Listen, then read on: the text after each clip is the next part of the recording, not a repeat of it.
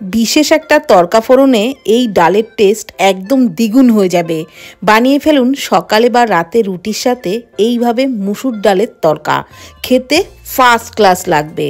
Half cup মুসুর ডাল ভালোভাবে 2-3 বার জল পাল্টে ধুয়ে রেখেছি।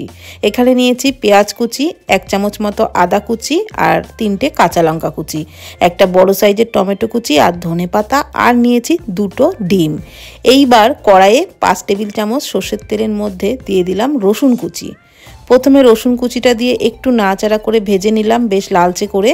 আর এখানে 5-6 কোয়া রসুন কুচি দিয়েছি। তারপর দিয়ে দিচ্ছি আদা কুচি, কাঁচা লঙ্কা কুচি আর পেঁয়াজ কুচি।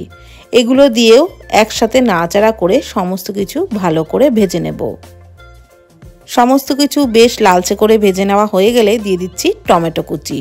আর টমেটো কিন্তু অবশ্যই করে দেবেন এই রেসিপিতে। পরিমাণ মতো লবণ, হাফ চামচ করে হলুদ গুঁড়ো আর ধনে গুঁড়ো দিয়ে দিলাম। সমস্ত মশলা খুব ভালো করে ভেজে নেব। যতক্ষণ ভাজতে ভাজতে টমেটোটা সফট না হয় ততক্ষণ পর্যন্ত কিন্তু ভেজে নিতে হবে।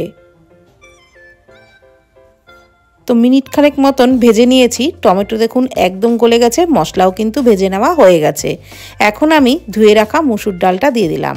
আর ডালটা দিয়েও 1-2 মিনিট সমস্ত মশলার সাথে একটু নাড়াচাড়া করে কিন্তু ভেজে নিতে হবে, তবে ডালের টেস্টটা দারুণ লাগবে। দেখুন ডালটাও ভাজতে ভাজতে ডালের কালারটাও কিন্তু একদম চেঞ্জ হয়ে গেছে। এখন আমি দিয়ে দিচ্ছি পরিমাণ মতো গরম জল। অবশ্যই গরম জল দেবেন, ঠান্ডা জল কিন্তু একদমই দেবেন না। আর জলের মাপটাও বুঝে দেবেন, কেননা এই ডালটা কিন্তু পাতলা একেবারেই হবে না, একদমই ঘন হবে। আর ডালটাও সিদ্ধ হয়ে একদম গলে যাবে না, সেরকমভাবেই কিন্তু সিদ্ধ করতে হবে। তো ডাল ঢাকনা চাপা দিয়ে সিদ্ধ করে নিচ্ছি। ততক্ষণে আরেকটি ফ্রাইং প্যানের মধ্যে 2টো ডিম দিয়ে দিলাম। আর ডিমের মধ্যে সামান্য একটু লবণ দিয়ে খুব ভালো করে নাড়াচাড়া করে ডিমের ভুর্জিটাকে ভেজে নিচ্ছি। ডিমের ভুর্জি বেশ লালচে করে ভেজে নেওয়া হয়ে গেছে। এখন এগুলোও নামিয়ে নেব। এখন যে বিশেষ তরকা ফোড়নটা দেব তার জন্য একটা ফ্রাইং প্যানের মধ্যে 1 টেবিল চামচ বাটার দিয়ে দিলাম। ওর মধ্যে হাফ চামচ গোটা জিরে, একটা শুকনো লঙ্কা দিয়ে নাড়াচাড়া করে একটু ভেজে নিচ্ছি। আর এগুলো কিন্তু লো ফ্লেমেই ভাজবেন, না হলে পুড়ে যাবে। তারপর এর মধ্যে 3-4 কোয়া রসুন থেতো করে নিয়েছিলাম, সেই রসুনটা দিয়ে নাড়াচাড়া করে একটু ভেজে নিচ্ছি। বেশ লালচে করেই কিন্তু রসুন ভেজে নিতে হবে, তবেই ভালো লাগবে খেতে। আর হাফ চামচ দিয়ে দিলাম কাশ্মীরি লঙ্কার গুঁড়ো আর দিয়ে দিলাম 1 চামচ কাসুরি মেথি। এগুলো সমস্ত কিছু বাটারের মধ্যে নাড়াচাড়া করে একটু ভেজে নিচ্ছি, অবশ্যই লো ফ্লেমে। ব্যাস তরকা একদম রেডি। এদিকে ডালটাও কিন্তু সিদ্ধ হয়ে গেছে একদম পারফেক্টভাবে।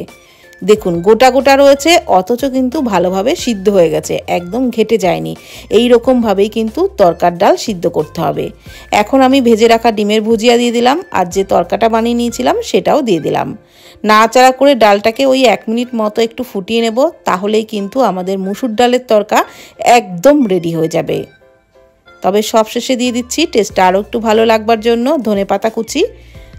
আর ভালোভাবে নাড়াচাড়া করে নিলেই আমাদের মুসুর ডালের তরকা কিন্তু গরম গরম রুটির সাথে পরিবেশনের জন্য একদম রেডি।